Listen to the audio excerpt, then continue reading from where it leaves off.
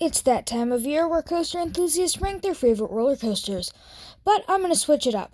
As I also love flat rides, I'm going to rank every major flat ride and water ride I have been on. A few things to note before I get into it. I will be giving different placements for different installations. I will not be counting kiddie rides, fun houses, antique car rides, Disney rides, dark rides, go-karts, and Ferris wheels with one exception. I will also be grouping rides that run very similar together. Now, let's get into it. Number 51, Downdraft, owned by Skirbeck Carnival.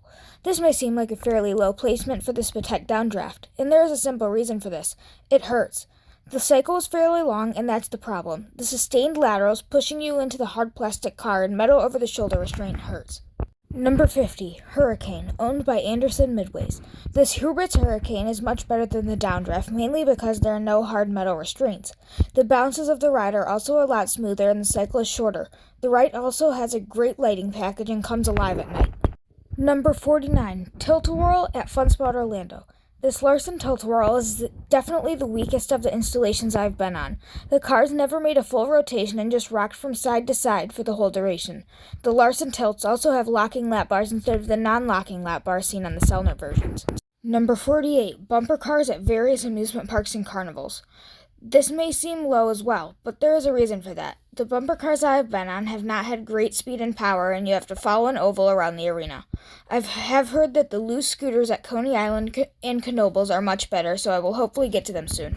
Number 47, Colorado River Splash at Uncle Bernie's. This log flume was built in the house by the park. It was actually decent. I don't remember much of the ride, so that's why it's this low. The ride was quite short with only one drop, but that drop was shockingly steep. The drop was probably somewhere around 60 degrees, and it provided great ejector air time. It sucks that I'll never be able to ride it again, as they closed at the end of October. 46, Scrambler at Fun Spot Orlando. This 1976 Eli Bridge Scrambler is one of the weaker of the installations, but it still runs a little bit better than the Wisdom Rides variants. This one also still runs with its manual controls. Number 45, Atomic Scrambler at Cedar Point. This 1960 Eli Bridge Scrambler is one of the oldest scramblers still operating, and it looks really nice, being recently painted and moved into the Atomic Scrambler for the new Boardwalk section. I have not ridden it since the move, but it looks to run the same program. Number 44, Scrambler at Michigan's Adventure. This 1975 Eli Bridge Scrambler was installed during the Deer Park Funland days.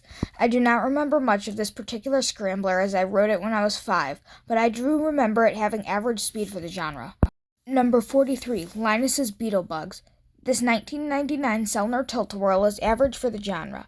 It does give some forceful rotations, but as it is in the family area, it meekly rocks back and forth for most of the cycle.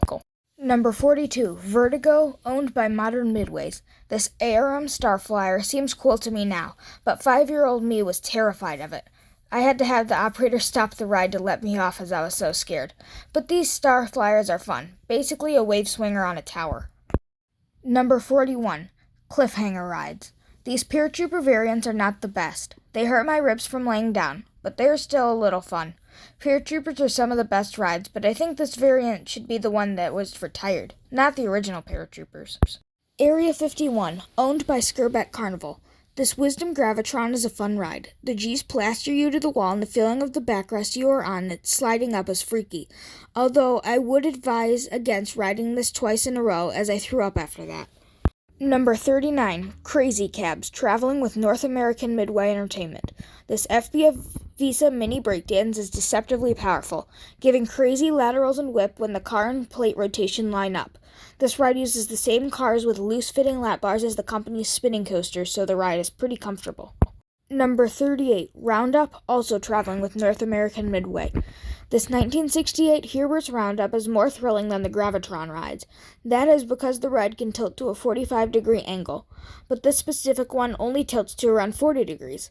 The only problem I found with this ride is for some reason they use the mats you see near the produce aisle at the grocery store for padding, so to make it comfortable you have to tilt your head forward against the G's.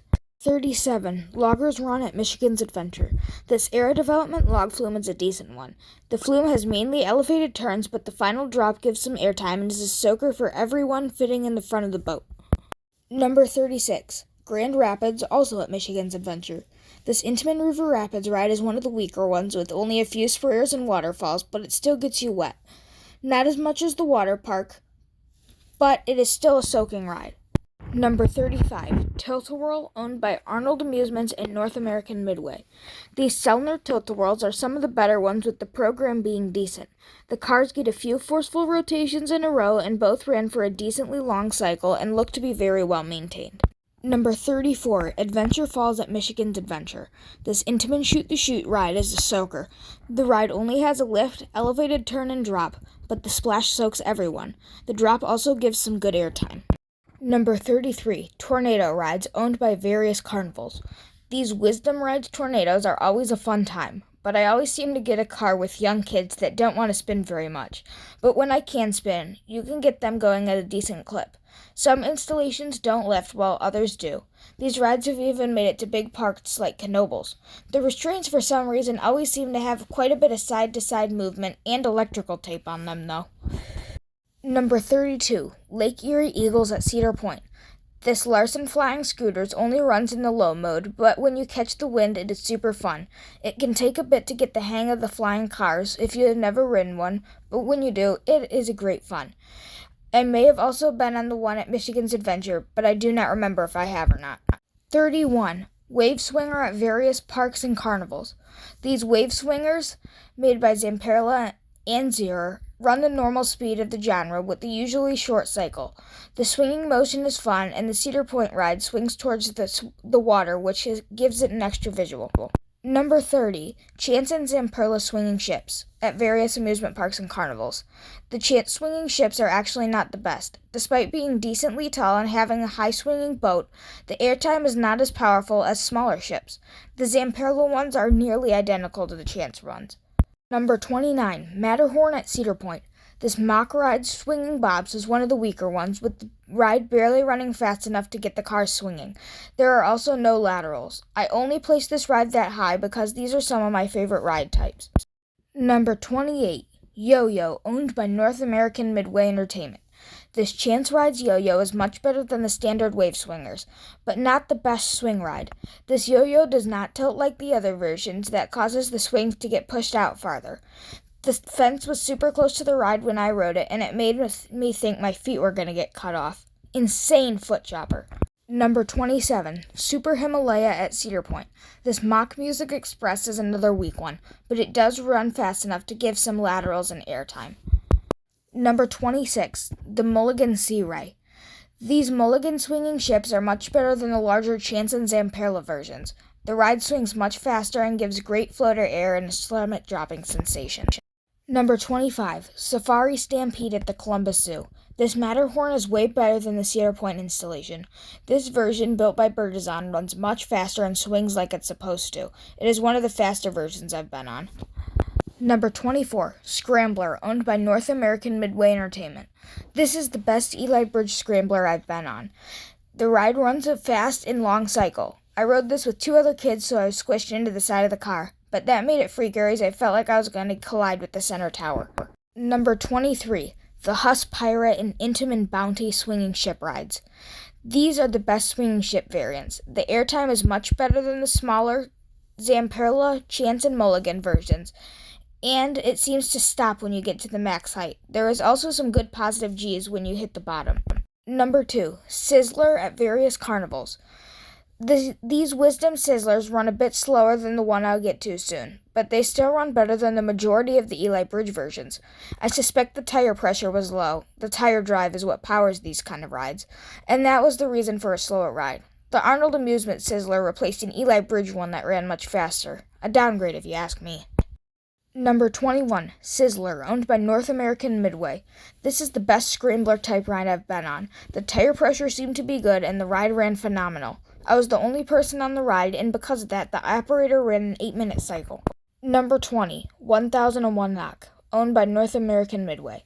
This ARM flying carpet is a decent ride. I did not get any airtime, but I did get a stomach-dropping sensation on the way down.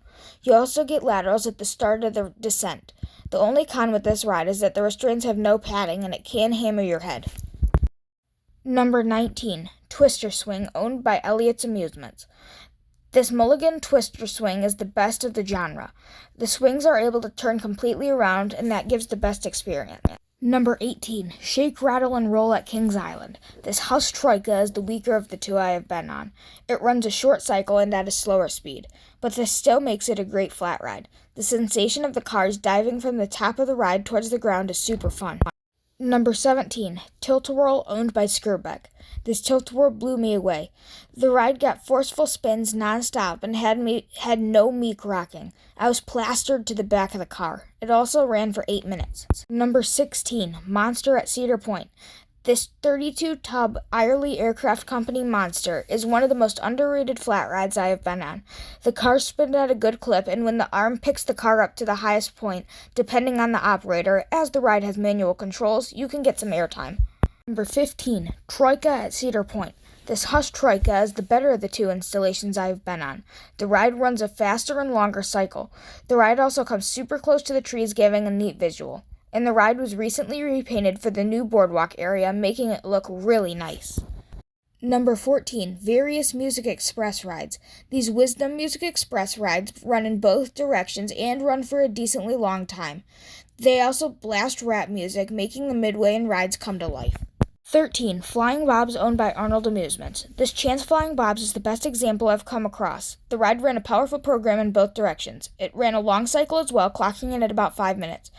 I haven't seen it at a fair going on 7 years, though. Number 12, Paratrooper, owned by Anderson Midways. This upright Hubert's Paratrooper came from Fantasy Island in New York, and it runs great, running a decently long cycle. The swinging out on the way up and down is fun, and having to stay at the top of the ride during the load and unload process is kind of scary. Number 11, Ricochet at Six Flags Great America. This Huss swing around is one of the better ride models that I have come across. The experience is similar to the Hurricane, but is executed way better. The bouncing gives some airtime and is relentless. You are launched up right as the car in front of you returns to the ride, and the laterals are much more comfortable. Number 10, Skywheel, owned by Modern Midways. This Chance Ride Skywheel is one of the world's best rides. I rode it when I was 5, so I don't remember much, but I do remember the movement being very fun.